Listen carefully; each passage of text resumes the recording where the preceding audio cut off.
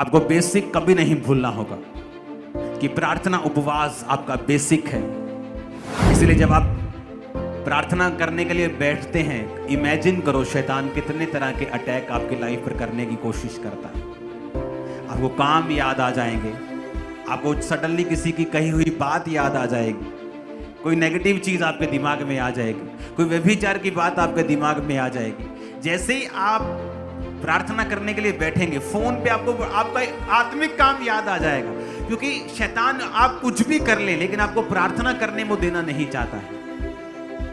उसे मालूम है कि अगर वो प्रार्थना करेगा वो बलपूर्वक परमेश्वर के राज्य में प्रवेश करेगा। इसलिए वो आपकी प्रेयर लाइफ पर हमेशा अटैक करने की कोशिश करता है, क्योंकि जैसे ही आप प्रेयर करते हैं हेवन में कुछ होता है। उस समय चाहे आपको नजर ना आए, लेकिन हेवनली रियल्म में बड़ी चीजें होती हैं जिन्हें आप इन नंगी आंखों से नहीं समझ सकते हैं। बाइबल कहती है दानियेल ने सोचा कि मैं प्रार्थना करूंगा, और बाइबल कहती है फास्टिंग के साथ वो प्रार्थना करने के लिए बैठा, और जब प्रार्थना करने के लिए बैठा तो परमेश्वर ने दूत को पहले दिन ही भेज दिया उसके जवाब के साथ। लेकिन वचन कहता है जब दूत उसको मिला 21वें दिन, तो उसने कहा मैं जब तू पहले दिन ही मन लगाकर प्रार्थना करने के लिए बैठा था तो मैं प्रार्थना का उत्तर लेके निकल आया, लेकिन रास्ते में शैतान मुझको रोके रहा। कहता फिर मिकाएल स्वर्गदूत आया और उसने उस शैतान से लड़ाई की। अब मैं जब तेरे से चला जाऊंगा वापिस तो मैं उस शैतान से फिर लड़ूंगा। अगर आप हिस्ट्री की बुक्स को पढ़ें तो बाइबल कहती है, हिस्ट्री की बुक्स कहती हैं बाइबल के उस वचन के बाद वहां की जो गवर्नमेंट थी वो बदल गई थी, राजा चेंज हो गया था।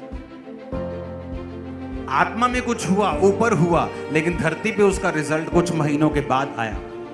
कई बार आप नहीं समझते, नहीं जान पाते कि परमेश्वर क्या कर रहा है, लेकिन जब आप प्रार्थना में होते हैं, गैर भाषा की प्रार्थना करते हैं, तो आपको ये मालूम नहीं होता आप क्या कर रहे हैं, लेकिन आपको बाद में मालूम होता है कि परमेश्वर ने किस तरह से आपके रास्तों को खोला है। कोई बंदा बैठकर इस समय आपके खिलाफ योजनाएं बना रहा है, आप उसे जानते भी नहीं, आपने उसे देखा भी नहीं, आपको उसने कभी आपसे वो मिला नहीं, लेकिन फिर भी वो आपके खिलाफ योजनाएं बना रहा है। कौन उन योजनाओं को नाश करेगा? आपकी प्रार्थनाएं उन योजनाओं को नाश करेंगी। नाश ही नहीं करेंगी बल्कि शर्मिंदा करेंगी, गड्ढे में डाल देगी उन सब योजनाओं को। मैं आपको बता, एक दिन एक बंदा रात को बेचैन होकर उठा, और जब बेचैन होकर उठा तो पवित्र आत्मा ने कहा गैर भाषा में प्रार्थना करो। वो गैर भाषा में प्रार्थना करता गया कितनी देर बेचैनी खत्म नहीं हुई। एक समय आया, कुछ घंटे के बाद बेचैनी खत्म हो गई। कई बार आप बेचैन फील करते हैं, रात को एकदम से नींद आपको जाग जाती, आप बोलते हैं मुझे रात को नींद नहीं आती। परमेश्वर का आत्मा कई बार आपको उठाता है रात को प्रार्थना करने के लिए।